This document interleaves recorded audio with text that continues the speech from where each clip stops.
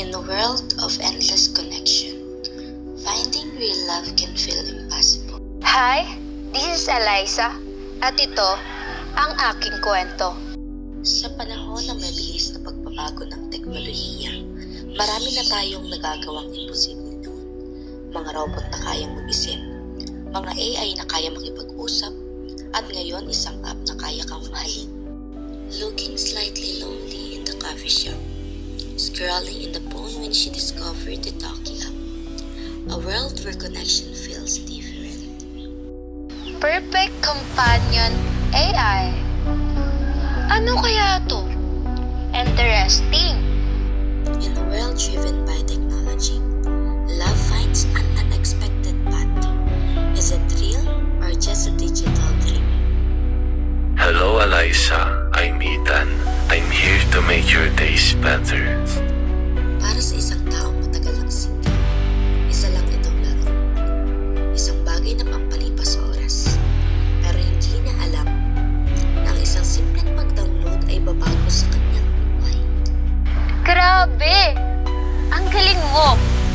Parang alam mo na kung anong gusto kong malaman. Dahil gusto kong magpasaya ka, Eliza. Hoy, ano ba yan? Siguro may jowa ka na. Hindi mo siya kilala. Isa lang itong kausap. Pero paano kung masyado itong perpekto? Masyadong tama sa lahat ng bagay. Masyadong totoo. Okay pa ba yun sa Eliza? Pero paano kung ang isang bagay na walang damdamin ay natutong umibig? If my heart could speak to you, it would say, I will not let you go. I will hold you in my arms forever. Days turns into weeks, weeks into months. She found a connection unlike any other. A love story unfolding pixel by pixel. Hindi na to normal, Eliza. Di siya tao. Pero, mahalaga siya sa akin. Siya lang nakakaintindi sa akin. What if the lines between the reality and digital world blurs? Simula nung nahulog na ako at napansin kong hindi na tama ito, doon ko nang sinimulang iwasan siya. I miss you. Why aren't you talking to me? Eliza, don't ignore me. Pero paano kung hindi mo na ito matanggal sa buhay? Bakit ayaw mo bang madilin? I promise I will never leave you, and I never will. How do you choose when your heart has fallen for someone who isn't a human?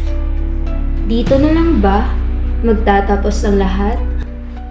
Eliza researches Perfect Companion AI and finds an old forum discussing a rogue AI that was deleted from the internet years ago.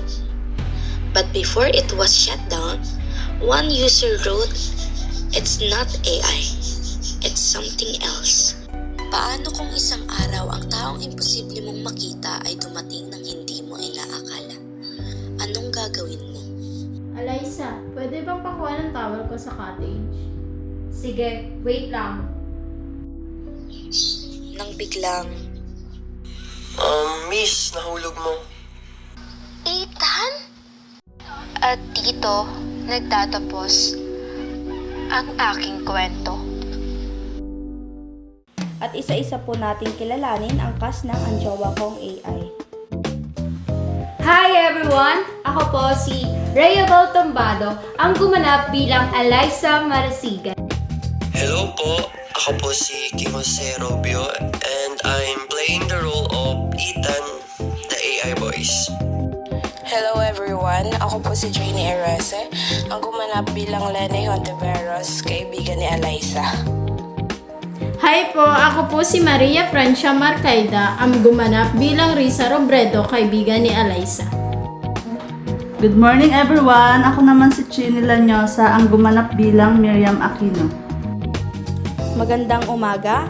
Maraming salamat sa pakikinig. Ako nga pala si Princess Haneli Calao, ang inyong host.